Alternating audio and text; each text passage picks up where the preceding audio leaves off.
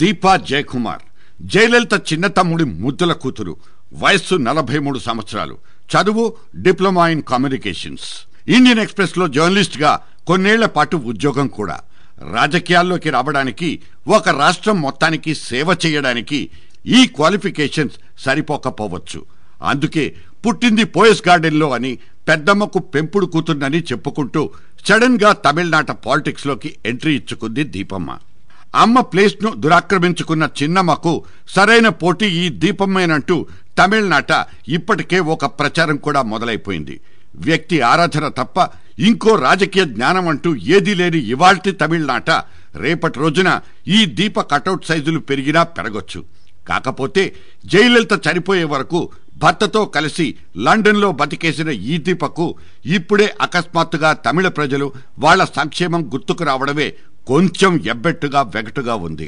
వారసత్వ వాసనలు లేని అచ్చమైన రాజకీయం కోసం ఎదురుచూసే అభ్యుదయవాదులకు ఇటువంటి డెబ్యూ పర్ఫార్మెన్స్ చూసినప్పుడల్లా నొప్పనిపిస్తుంది.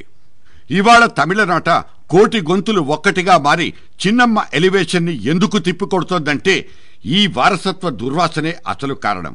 చెట్టు పేరు చెప్పి కాయలమ్ముకోవడం అనే నాసిరకం పాలిటిక్స్ చూసి చూసి జనానికి కూడా మొహం మొత్తేస్తోంది.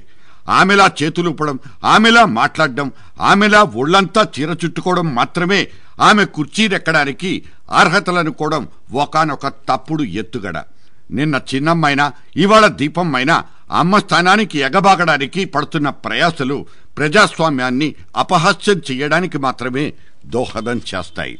నలుగురిని వెంటబెట్టుకుని కొత్త పార్టీకి కూడా టెంకాయ కొట్టుకున్న దీపా జయకుమార్ తన రాష్ట్రంలో ఇప్పటిదాకా కూడబెట్టుకున్న క్రెడిబిలిటీ ఎంతైనా క్లారిటీలైతే లేవు. పోయస్ గార్డెన్ మీద హక్కులన్నీ తనవేనంటూ మొండికేస్తున్న ఆమె అంతరంగాన్ని కెలకాల్సిన అవసరాలు కూడా మనకు లేవు. కాకపోతే ప్రభుత్వంతో బీరకాయ పీచు సంబంధం కూడా లేని ఈ దీపకు అడిగి అడక్క ముందే ప్రైమ్ మినిస్టర్ నుంచి అపాయింట్మెంట్ దొరికిందన్నది తాజా వార్త.